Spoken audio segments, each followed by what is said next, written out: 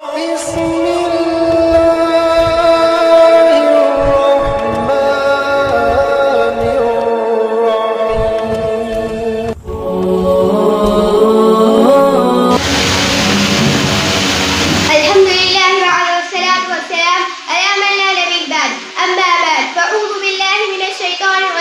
الله الرحمن الرحيم.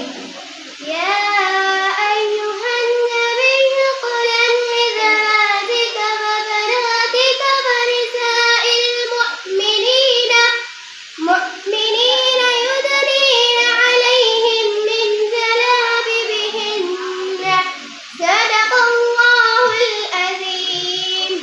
انہیں کی محفل سواٹی ہوں چراغ میرا ہے رات ان کی، انہیں کی محفل سواٹی ہوں چراغ میرا ہے رات ان کی، انہیں کے مطلب کی کہہ رہی ہوں زبان میری ہے بات ان کی. سلسلہ شان علماء اعظام، دور دراز سے تشریف لائے ہوئے مہمان کرام اور میرے عزیز بہنوں، السلام علیکم ورحمۃ اللہ وبرکاتہ.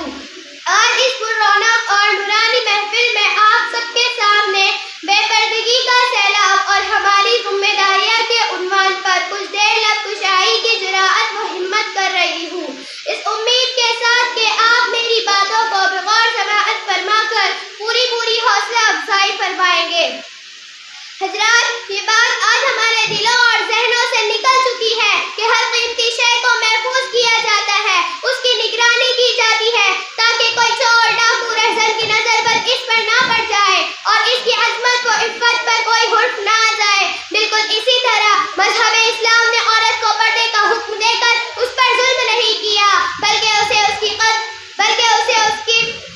و منزلت کی یاد دہانی کروائی ہے کہ عورت کوئی کھلونا نہیں جو ہاتھوں میں کھیلا جا سکے، سامان متفری نہیں جو ہر آن و خاص مسکراہٹوں کا ذریعہ و سبب بنے، بلکہ عورت ایک عظیم آسمانی تحفہ ہے جو محفوظ کیے جانے کے قابل ہے، وہ پوشیدہ اور چھپائے جانے کے قابل ہے تاکہ کسی رہزن کی نظر پر اس پر نہ پڑ جائے اور اس کی عظمت و عصمت داغدار نہ ہو. یہ ایسی کلی نہیں جسے مسل دیا جائے، سامان و تسکی نہیں، بلکہ خدا ذوالجلال کی طرف سے عطا کردہ ایک عظیم نعمت ہے. محترم خواتین، عورت کو پردے کا حکم دے کر اللہ تعالیٰ نے اس پر ظلم نہیں کیا، بلکہ اسے اس کی قدر و منزلت کی یاد دہانی کروائی ہے. اسلام عورت کا ہمدرد و خیر خواہ ہے، جس کا اندازہ اس بات سے بخوبی لگایا جا سکتا ہے کہ اسلام نے عورت پر کسب معاش بھی فرض عطا نہیں کیا، بلکہ اگر عورت بیٹی ہے تو باپ کے ذمہ لگا دیا کہ اپنی بیٹی کو کما کر کھلائے. اگر عورت بہن ہے تو بھائی کا فرض ہے کہ اپنی بہن کی ضرورتوں کا انتظام کرے. اگر عورت ماں ہے تو اولاد کے ذمہ فرض ہے کہ اپنی ماں کو لا کر کھلائے. اگر عورت بیوی ہے تو خاوند کا فرض ہے کہ اپنی بیوی کا نان نقطہ پورا کرے. گویا کہ یہ اشارہ کیا خاتون گھر کی ملکہ بن کر رہیں گی، بچوں کی تربیت کریں گی اور اندرونی نظام کو بحسن بخوبی سنبھالیں گی. محترم حضرات، اللہ تعالیٰ نے قرآن پاک میں بہت سی جگہوں پر پردے کا حکم فرمایا ہے. ارشاد باری تعالیٰ ہے، یا ایھا النبی قل لأزواجک وبناتک ونساء المؤمنین یدنین علیہم من جلابیبہن. کہ نبی صلی اللہ علیہ وسلم اپنی بیویوں، اپنی بیٹیوں اور تمام مومن عورتوں کو حکم دیجیے کہ اپنے اوپر چادر لٹکائے رکھے. اسی طرح اور ایک آیت پاک میں اللہ تعالیٰ ارشاد فرماتے ہیں، قل للمؤمنات یغضضن من ابصار. کہ نبی صلی اللہ علیہ وسلم تمام مومن عورتوں کو حکم دیجیے کہ اپنی نگاہوں کو نیچے رکھا کرے.